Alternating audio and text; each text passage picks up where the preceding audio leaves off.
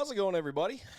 We're back with another week of Luka's Locks. There was no live show this week due to myself being at the Sabres game last night, and then also Josh having his own commitments going on where it just wasn't going to be possible. So we're back with just a simple Luka's Locks that I posted. I did record this last night, woke up this morning to an issue. We're re-recording this. I'm going to make it short and sweet, to be honest. But overall, 3-0 last week. We dug ourselves out of the double-digit loss unit-wise.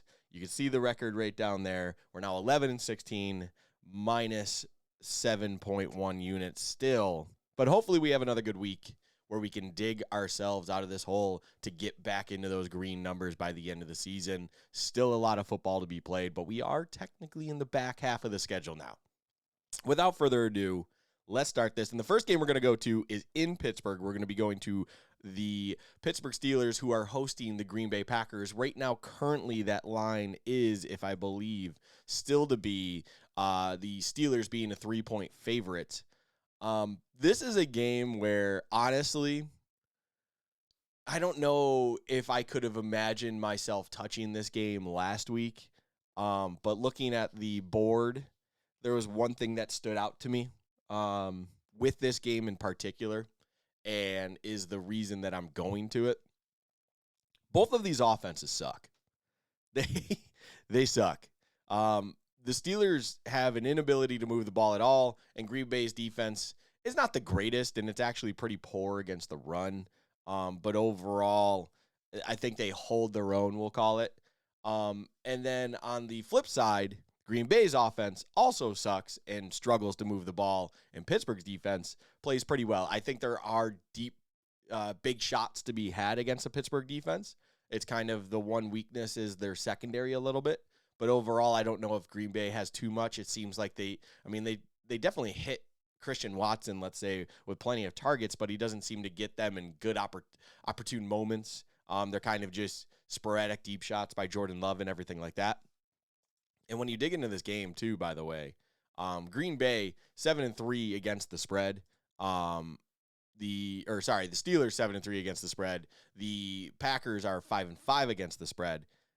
They find themselves as dogs a lot more recently, and those records come to light because then when you look at their over/under track record, Green Bay 4-6 in favor to the under, and then the Steelers 2-8 in favor to the under. So the theme of the NFL season will probably continue in this game where we have the Packers and the Steelers going under 38.5. That number's a little low, but the numbers have been adjusted these past couple weeks to the over-unders. We don't see too many 46s and 47s these days. You're getting your 40s and your 38s, your 39s. I don't know if this game eclipses the scoreline of 17-13. And guess what? That is 30 points, well under the under of 38.5. You can get it at pretty close to even money there. You can see minus 106 at FanDuel.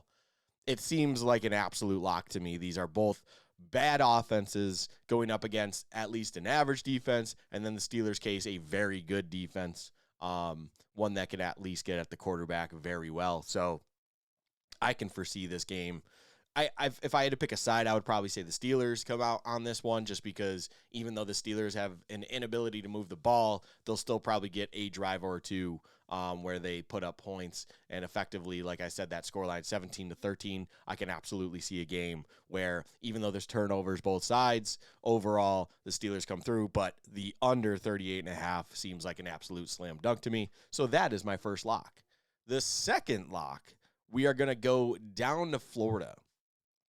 And we are going to go to the Tennessee Titans at the Tampa Bay Buccaneers. These are 2 3-5 football teams. They're not good football teams. And it's just an interesting one because if I remember correctly, I'm looking at it right now what the opening line was. The opening line was Tampa favored by a point, over/under set to 39 even. We currently are sitting here now Saturday morning, over/under still 39. The line has actually moved on some books to a half a point in favor of the Bucs. So you sit there where you have Bucs minus 1.5 at FanDuel, technically also at Caesar Sportsbook, and then also Unibet. Otherwise, it's still at a point even everywhere else. And what I will say is this. If you look at it, it does feel like Tampa should be able to take this home. And this is an interesting one. Tampa, they're 3-7 overall in their past 10, 3-5 on this season, 5-5 against the spread in their last 10, 3-7 to the under, which shows me that they're not really in games where they can put up points. Tennessee, 3-7 overall, 2-8 to the under. Both of these teams, once again, just like the previous game I talked about, don't have the ability to score a lot of points, it seems like right now. The one thing I will say is Tennessee is 0-4 on the road. And at home, though, Tampa is 1-3. These are both bad teams at the stadium of which they're going to be playing effectively. And Tennessee has one thing in their favor. Last 10, they're 5-4-1 against the spread. Although I will say this, one of those wins and the push were last season, not this season. So effectively, you can say they're 4-4-0 against the spread. They're 500 against the spread. And I just don't see it with Tampa, and I think Tampa is kind of regressing. And Will Levis is definitely a quarterback that I can kind of get behind, where I'm like, there is something there maybe where he can put up a point or two when needed, or put a drive or two together when needed, that at the end of the day, I almost want to put my money in Will Levis's side. And that's why I'm taking the Titans plus 1.5 at the Buccaneers. I think there's something more with the Titans when it comes to that. I do think Vita Vea is going to be back. That's going to make things difficult with Derrick Henry and the run game that, of course, the Titans love to work around. But I don't think the run game's really been there for the Titans this year at all anyways. And Will Levis showed a couple weeks ago that he has the ability to throw it all around. He has something going on with DeAndre Hopkins. It didn't work out on Thursday night in Pittsburgh, but off a mini bye, I kind of do like the Titans to kind of figure things out a little bit better against a bad team that is Tampa. And I would much rather put my money with Mike Vrabel than, the Tampa Bay Buccaneers at this point, especially with a little bit more time to prep. They always seem to come out fighting. They want to play. And Will Levis has definitely got something there that I'm willing to back. You give me 1.5, I will absolutely take it. The asterisk at DraftKings is because, as you saw or heard, they are just plus one even. They are not plus 1.5. So I would say take it at FanDuel if you can, just to get that half point, because a push could turn into a win if it's a 1-point loss for the Titans. All right. Third and final game on the dock here. We are going up to Minnesota for Saints at Vikings. These are two 5-4 teams. Shockingly. I don't honestly, it's a tale of two teams to me. The New Orleans Saints do get results, and yet I feel like they're not one of the should be 5-4 teams. Pittsburgh is by far the biggest fugazi when it comes to an over 500 team. Them being at 5-3 is wild. But the Saints are also kind of one of those teams to me. I think they're decent. They're nothing special, though, at all. And overall, them sitting at 5-4 doesn't feel right. And it's funny, too, because they're at 5-4, and yet against the spread in their last 10. So there's only one game, might I add you, that is actually not from the season, and that being a loss. So in their last 9, we'll say, they are 2-6-1 against the spread this season. That is awful. They are 2-8 in favor of the under. That is not good. So what that tells me is they're kind of a team that scrapes by. They get by. They can figure things out. In the end of the day, they get the result, but it's not pretty. Low-scoring games, of course. They're just an ugly team that I just don't think they can really blow the top off of you. A lot of their skill players, outside of Chris Olave, who can do a lot of things, and Rashid Shaheed, who can take the top off of you once every 4 or 5 weeks, I don't think they have explosiveness. I mean, one of their big playmakers is Taysom Hill, who, as fun as he is to watch, I don't think he's a big play waiting to happen.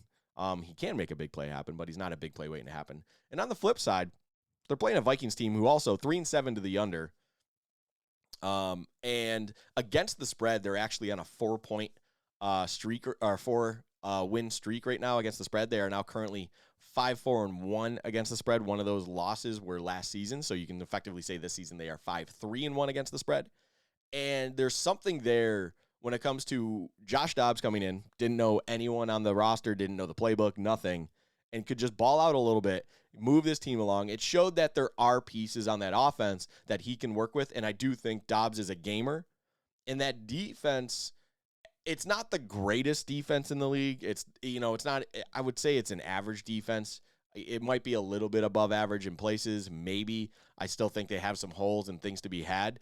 But I just question if the Saints really can exploit a lot of those different things. I'm not a believer in the Saints team, and I am definitely a believer in Kevin O'Connell kind of leading the Vikings to results when needed.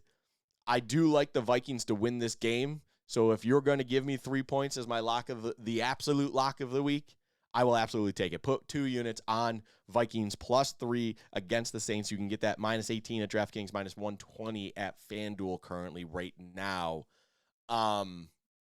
There are a couple places where it's only 2.5. I would advise you to go somewhere where it's the full 3. It just, the wrong team could be favored in this game, in my mind.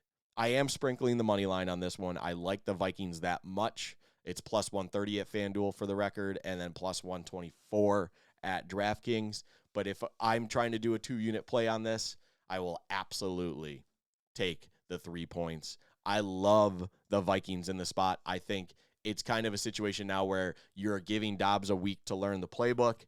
I don't believe Justin Jefferson's going to be back. They have until this afternoon, Saturday afternoon, to activate him, but I believe it's already been reported. He's got the questionable tag, but he's been limited all week. I don't think he's playing. It would be a huge boost if he does, but I'd imagine it would be also in a limited sense coming off of that hamstring injury where he was on IR. But overall, I love the Vikings this week. I think they can get things done, even against a decent Saints defense. It is in a dome as well, so you can't even kind of say, well, the Saints got to travel to a place with weather. Minnesota is in a dome, of course. It's a dome team versus dome team situation. But I really think the sports books just have this wrong. Wrong team favorited. Give me the Vikings +3. So overall, the 3 locks this week are Packers Steelers under 38.5, Titans +1.5 at the Buccaneers, and then the Vikings +3 against the Saints. Those are my 3 locks of the week. Thank you for watching and following along. Hopefully we continue to right the ship and get back towards the positive unit number. I will take a 2-1 week. I would love a 3-0 week. Let's continue to do this. Please gamble responsibly, of course, and everything like that. But let's have fun. Let's enjoy this Week 10 NFL slate overall. Leave a comment below if you like any other bets this week, anything like that. If you like what you see, if you don't like it, if you've been tailing me, which would be profitable at this point in time if you've been doing it all season. But overall, that is not what I'm trying to do. I am trying to hopefully make us all some good money. We will be back next week on the live show with my co-host Josh during Bills Chat Live on Friday nights. And then we will, of course, have this posted solo in its own right, like always, after the show. Please be sure to follow us at Bills Chat Pod on Twitter, where you can get all of your updates and information, where I also then tag in a little bit of my betting knowledge as well.